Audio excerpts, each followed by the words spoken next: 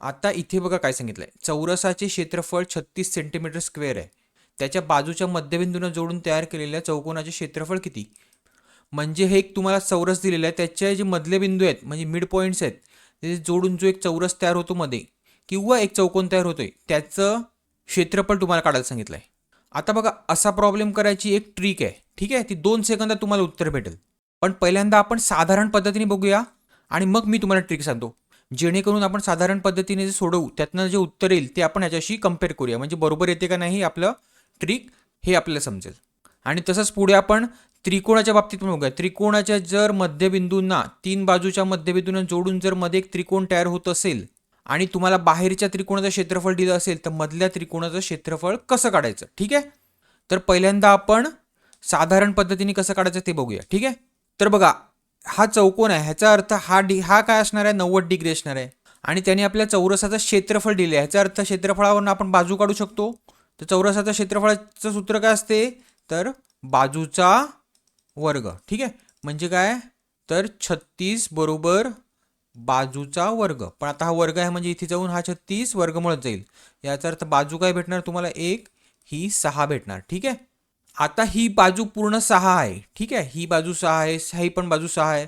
पण आता ही मध्यबिंदू आहे, याचा अर्थ काय, तर एवढं डिस्टन्स किती असणार आहे, म्हणजे हे डिस्टन्स किती असणार आहे, तर 3 असणार आहे. हे किती असणार आहे, तर 3 असणार आहे.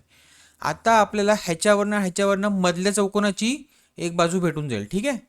ती किती असेल, तर मधल्या चौकोनाच्या बाजूचा वर्ग म्हणजे कर्णाचा वर्ग, हा काटकोन त्रिकोणामध्ये ह्या एका बाजूचा वर्ग अधिक 3चा वर्ग. म्हणजे काय, 9 अधिक 9 18, 18 आणि हे बाजूचा इथे वर्ग आहे, इथे जाऊन काय होईल, तर हे वर्गमुळात जाईल. म्हणजे मधल्या चौकोनाची एक बाजू किती आली, तर वर्गमुळात 18 आली, बरोबर आहे. तसंच तुम्ही ही बाजू काढल्यावर किती भेटणार तुम्हाला, ती सुद्धा वर्गमुळात 18 भेटणार. का, तर ही पण बाजू 3 आहे, ही पण बाजू 3 आहे. तसंच सेम ही पण. याचा अर्थ ह्याच्या चारी बाजू समान आहेत मधल्याच्या पण, म्हणजे मधला सुद्धा काय आहे, तर चौरस आहे. आता तुम्हाला बाजू माहिती आहे मधल्या चौरसाची किती आहे, तर वर्गमुळात 18. याचा अर्थ त्याचं क्षेत्रफळ किती असणार आहे मधल्याचं, तर वर्गमुळात 18 म्हणजे बाजूचा वर्ग म्हणजेच काय, तर 18 असणार आहे, ठीक आहे. म्हणजे उत्तर काय असणार आहे तुमचं, तर 18 सेंटीमीटरचा वर्ग. आता तुम्हाला मी ट्रिक सांगतो बघा, नेहमी लक्षात ठेवा, जर एखादा चौकोन आहे, कुठलाही चौकोन असून दे, आयत असून दे, चौरस असून दे, त्याच्या मध्यबिंदूंना जेव्हा जोडलं जाते तेव्हा जो मधला जो चौकोन बनतो तो काय असतो, तर तो समांतरभुज चौकोन असतो. त्याच्या दोन्ही बाजू ह्या समोरासमोरच्या समांतर असतात. आणि त्याचं क्षेत्रफळ कसं काढलं जाते, तर तुम्हाला जर बाहेरच्या चौकोनाचं क्षेत्रफळ माहिती असेल त्याच्या ते नेहमी किती असते, तर अर्ध असते.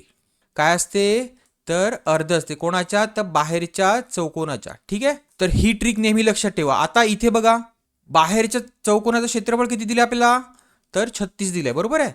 म्हणजे मधल्याचं किती येणार आहे, तर 1/2 बाहेरच्याचं क्षेत्रफळ म्हणजे किती, तर 18. समजलं. आता तसंच मी तुम्हाला त्रिकोणाबद्दल सांगतो, ठीक आहे. आता जर त्रिकोण हा आहे, ठीक आहे, ए बी आणि सी, त्याचे मध्यबिंदूंना जोडून जो त्रिकोण तयार होतो त्याचं क्षेत्रफळ काय असते मधल्या त्रिकोणाचं क्षेत्रफळ, तर 1/4 गुणिले बाहेरच्या त्रिकोणाचं क्षेत्रफळ म्हणजे ABCचं क्षेत्रफळ, ठीक आहे. समजलं ही ट्रिक. म्हणजे त्रिकोणाच्या बाबतीत काय, तर 1/4 गुणिले बाहेरच्या त्रिकोणाचं क्षेत्रफळ आणि चौकोनाच्या बाबतीत काय, तर 1/2 बाहेरच्या चौकोनाचं क्षेत्रफळ. समजलं. चला, तर अशा ट्रिकसाठी आपल्या चॅनलला फॉलो करा.